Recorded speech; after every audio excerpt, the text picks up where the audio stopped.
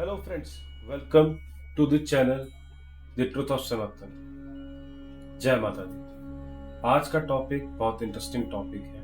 आज का टॉपिक वेदों का वो मध्यांतर भाग है जिसको लोग वेदांत कहते हैं, जहाँ पे वेदों का अंत हो जाता है। बेसिकली वेदांत जो वेदों का निष्कर्ष है उसे कहा जाता है, और उसका दूसरा नाम या ये कहें कि पहला नाम उपनिषद है।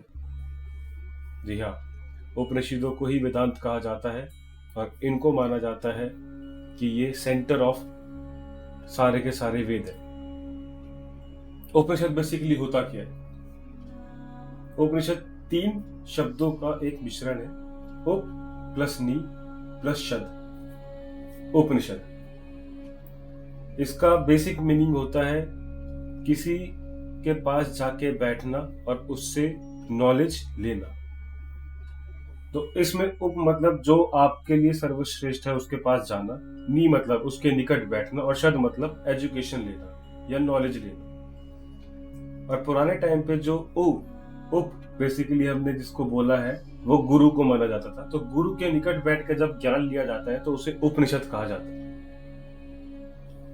उपनिषद बेसिकली अगर हम बात करें तो वो बनाए गए थे अपने आप को जानने के लिए, क्योंकि हमारा सनातन ये कहता है कि अगर आपने आप को जान लिया तो आपने संसार को जान लिया।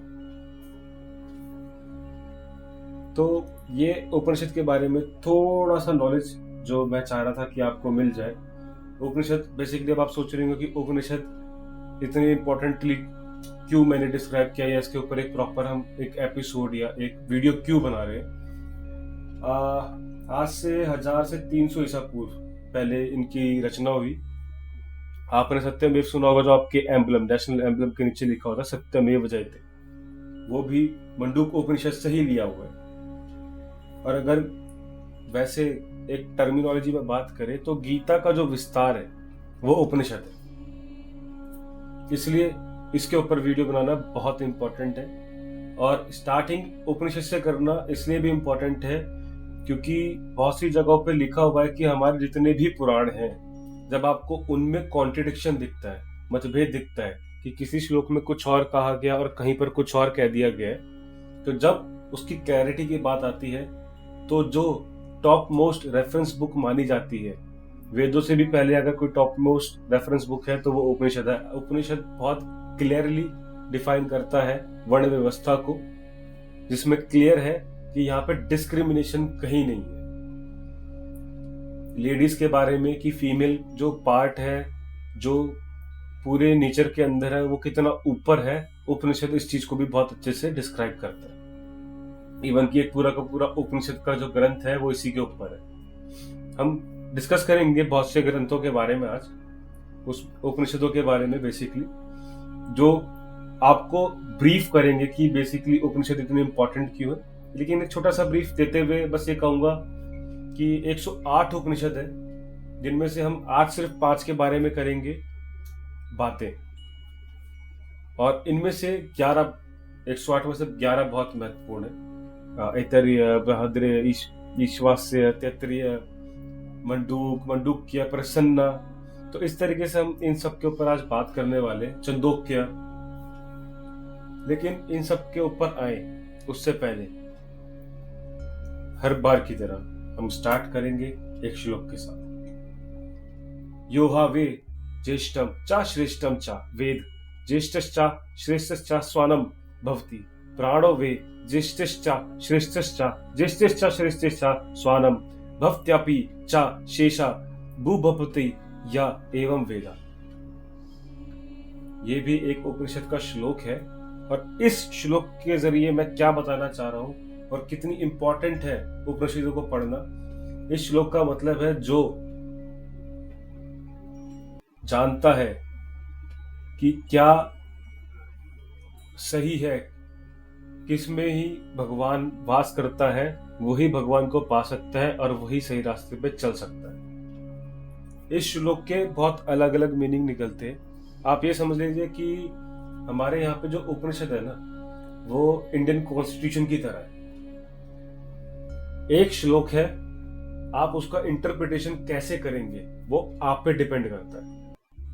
इस श्लोक में ये बताया गया है कि जो जानता है कि एक्सीलेंस क्या होता है वही एक्सीलेंट बन सकता है, जो जानता है सक्सेस क्या है वही सक्सेसफुल हो सकता है, जो जानता है नॉलेज क्या है वही नॉलेजेबल हो सकता है।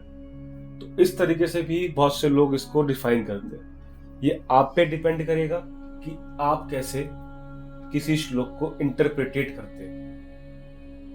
इसी के साथ आप कैसे श्लोकों को इंटरप्रिटेट करेंगे, मैंने अपनी तरफ से जो इंटरप्रिटेशंस करी, पॉजिटिव कोशिश करी, आज मैं उनके ऊपर बात करूंगा।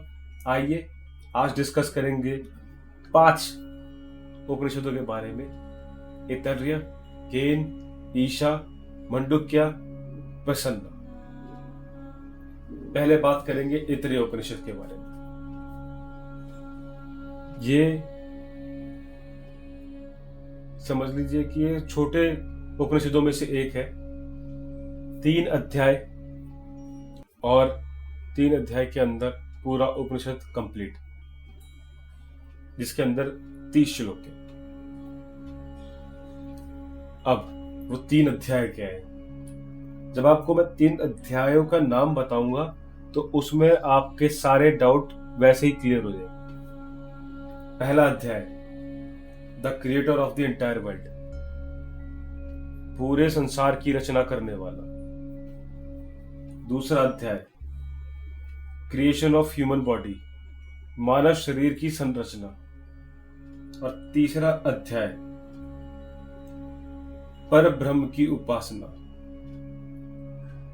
Worship of the supreme god. 3 अध्याय, सब कुछ खत्म। आपके क्वेश्चन शुरू होते हैं कि वर्ल्ड किसने बनाया, आपकी बॉडी कैसे बनी और हमें किसकी पूजा करनी चाहिए। 3 अध्याय में सब खत्म। पढ़िए, बहुत ही नॉलेजेबल और सबसे इंपॉर्टेंट उपनिषदों में से एक। और अब हम बात करेंगे केन उपनिषद के बारे में। ये एक सामवेद का हिस्सा है।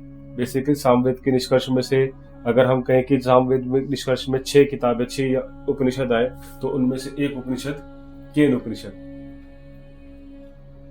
केन उपनिषद क्यों, बेसिकली क्यों है इतना इंपॉर्टेंट, उसके पीछे रीजन है क्योंकि इसके अंदर उसका ब्रीफ किया जा रहा है कि जो सिंगल हैंडेडली पूरी पावर को कंट्रोल करता है, जो पूरे यूनिवर्स को कंट्रोल कर रहा है। तो उसमें भी पहले अध्याय के अंदर है हु वाज हिम, वह कौन है जो पूरे विश्व को, पूरी यूनिवर्स को संभाले हुए। वो नॉलेजेबल है, कितना नॉलेजेबल है। सेकंड अध्याय। थर्ड अध्याय, वह जो है वो अहंकार से दूर है। और फोर्थ अध्याय सबसे इंपॉर्टेंट, क्या वही ब्रह्म है।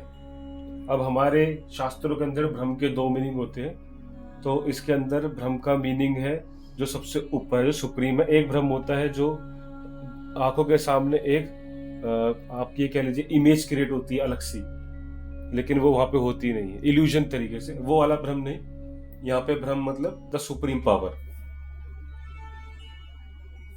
अब हम बात करेंगे ईशा उपनिषद की। ईशा उपनिषद सबसे, ये भी अगर मैं बात करूं तो ईशा उपनिषद बहुत छोटा उपनिषद है। इसमें सिर्फ 18 श्लोक है। इसमें ईशवासिम एदा सर्वम, इसका मीनिंग है कि जो सुप्रीम गॉड है उसी ने वर्ल्ड को डेवलप किया है। और यही चीज जो है इसी के अंदर यही डिस्क्राइब किया गया बेसिकली कि जो भगवान है, जो आत्मा है, उसी के बारे में पूरे तरीके से कि वो ईश्वर से कैसे जुड़ी हुई है और ईश्वर ने किस तरीके से सृष्टि की रचना की। इसके अंदर बेसिकली यही है। और ये बहुत छोटा है तो आप इजीली पढ़ भी सकते हैं, लेकिन उपनिषदों को पढ़ने की एक विधि होती है। आपके पास एक गुरु होना चाहिए जिसको ऑलरेडी नॉलेज हो, ताकि आप उस तरीके से उस चीज को पढ़ पाए। तो इस चीज का जरूर ध्यान रखिएगा। ऐसा ना हो कि आप चाहे कुछ और करने और निकले निष्कर्ष कुछ और। इसी के साथ हम आएंगे चौथे उपनिषद पे, जो है मंडूक्य उपनिषद। अब मंडूक्य उपनिषद जो है कहने के लिए सबसे छोटा उपनिषदों में से एक है। और सबसे छोटा क्या बोलूं मैं, ये सही में ही सबसे छोटा उपनिषद है क्योंकि इसमें सिर्फ 10 श्लोक है गिनती के। लेकिन ये जो 10 श्लोक है सिर्फ एक चीज के बारे में बात करते हैं, वह ओम। अब आप सोच रहे होंगे ओम के बारे में 10 श्लोक, ओम को कौन वर्णित करता है? आज मैं आपको ओम का भी वर्णन बताता हूं कि ओम होता क्या है। ओम 3 शब्दों से बना एक शब्द, आ उ मा। आपके लिए सिर्फ यही ओम है, लेकिन सनातन के अंदर जो ओम का डेफिनेशन है वो जो इन 3 शब्दों के बाद जुड़ने के बाद जो शांति होती है उस चौथे तत्व को लेके बना है। जब वो चौथा तत्व ओम में जुड़ता है तभी ओम की पूर्ति होती है। फिर कॉन्शियसनेस के अंदर इसके अलग मीनिंग है, साइंटिफिक रीजंस के अंदर इसके अलग मीनिंग है। आप कोई भी काम करते हैं वो ओम के बिना अधूरा है। इसलिए एक पूरा का पूरा उपनिषद ओम के बारे में बनाया गया। बेसिकली आ को अगर हम मटीरियलिस्टिक थिंग मांगते हैं, ऊ को हम मानते हैं कि ये आपका सबकॉन्शियस माइंड है, और म मतलब ये आपका मेडिटेशन है।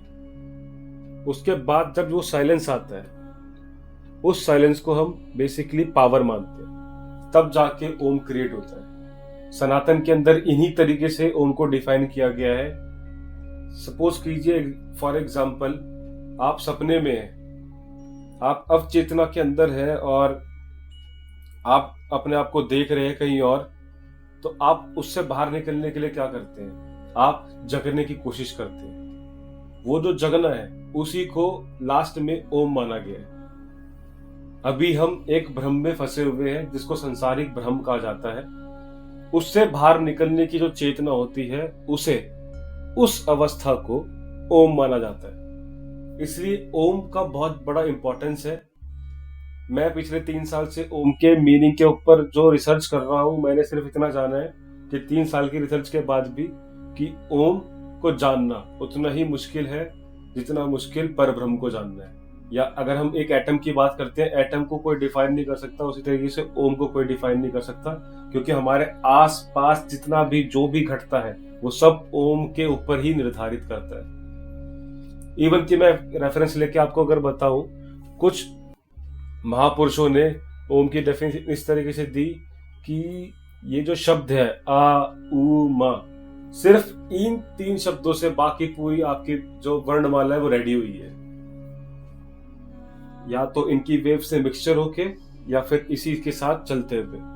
तो ये ओम का एक बहुत छोटा डेफिनेशन जो मैं आपको बता सकता था, मैंने बताया। आप अगर उनके ऊपर रिसर्च करेंगे तो आपको और भी चीजें जानने को मिलेंगी। तो ये मंडूक्य उपनिषद के अंदर बहुत अच्छे तरह से विस्तृत तरीके से आपको मिलेगा। आपको एक बार अगर ओम को जानना है तो मंडूक्य उपनिषद को पढ़ना चाहिए। इसी तरीके से प्रसन्न उपनिषद, या हम इसे ये कहते हैं कि ये प्राण उपनिषद है। इसमें पिपलाद जो ऋषि थे, उनके पास उनके 6 शिष्य जाते हैं जानने के लिए बेसिकली, और अपने सवालों के आंसर लेने के लिए कि इंसान की उत्पत्ति कैसे हुई और इंसान के जो जीवन का लक्ष्य है वो क्या है। उसके ऊपर जो डिस्कशन थे, जो क्वेश्चन आंसरिंग थी, उसके ऊपर ये बहुत अच्छा एक उपनिषद है। अगर आप पढ़ेंगे तो आपके मैक्सिमम लाइफ के जितने भी सवाल हैं सबके जवाब इसमें इजीली, बहुत इजीली मिल जाएंगे। और शायद इसीलिए अंग्रेज जो थे वो हमारे उपनिषदों को पढ़ते थे। आप स्लाइड पे देख रहे होंगे, मैंने यहाँ पे जर्मन के आर्थर शॉफनर के बारे में लिखा है, जो कि बहुत अच्छे तरीके से मानते थे कि उपनिषदों को पढ़ के उन्होंने बहुत कुछ अचीव किया है, बहुत कुछ। वो तो ये यहाँ तक कह गए थे कि उपनिषदों से बहुत प्रभावित थे और उन्हें इससे सबसे अधिक लाभदायक और ऊंचा अध्ययन कहीं और किया ही नहीं है। नील्स बोर, डैनिश फिजिसिस्ट, वो जब कहीं पे फंसते थे तो वो उपनिषदों के पास जाते थे अपने जवाब ढूंढने के लिए। टी.एस. एलियट 1992 के अंदर उन्होंने एक वेस्टलैंड करके अपनी पोयम लिखी थी, उसके अंदर उन्होंने बहुत अच्छे तरीके से उपनिषदों को डिस्क्राइब किया कि कैसे कैसे उन्होंने उपनिषदों को यूज किया है, कहाँ। लेकिन हाँ, बात एंड में वही आ जाती है कि हम ही अपने ग्रंथों की इज्जत नहीं करते तो कोई और क्या करेगा।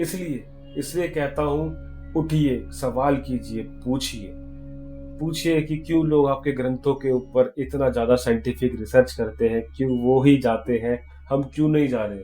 क्योंकि हमें उससे तोड़ दिया गया है। आपके जीवन का हर सवाल और उस हर सवाल का हर जवाब आपके लिखे हुए सारे ग्रंथों में। आप रामायण पढ़ लीजिए, वेद पढ़ लीजिए, उपनिषद पढ़ लीजिए, गीता पढ़ लीजिए, पुराण पढ़ लीजिए, स्मृतियां पढ़ लीजिए, आपके हर सवाल का जवाब है उसमें, हर सवाल का। लेकिन हम इधर उधर दाएं बाएं करते रहते हैं और अपने ही कल्चर को भूल जाते हैं कि हाँ, हमारे पास हर चीज का जवाब है। एट द एंड मैं बस आपको निष्कर्ष के अंदर यही श्लोक कहूंगा, ओम अस्तो मा सद्गमया तमसो मा ज्योतिर्गमया मृत्योर्मामृतम गमया। ओम शांति शांति शांति। अर्थात हे परम ब्रह्म, मुझे असत्य से सत्य की तरफ, अंधेरे से ज्योति की तरफ और मृत्यु से अमृत की तरफ लेके जाइए और मेरे चित्त में शांति को हमेशा वास दीजिए। हमारा अगला विषय इसी तरीके से एक ग्रंथ पे रहने वाला है और वो है रामायण। हम रामायण की 5 ऐसी चौपाइयां लेके आएंगे जो आपको लाइफ में सही करने के लिए मोटिवेट करती है और आगे बढ़ते रहने के लिए मोटिवेट करती है। इसी के साथ लास्ट तक देखने के लिए थैंक यू वेरी मच। और आप लोगों की एक शिकायत थी मेरी ऑडियो को लेकर, हमने उसके ऊपर थोड़ा बहुत वर्क किया है।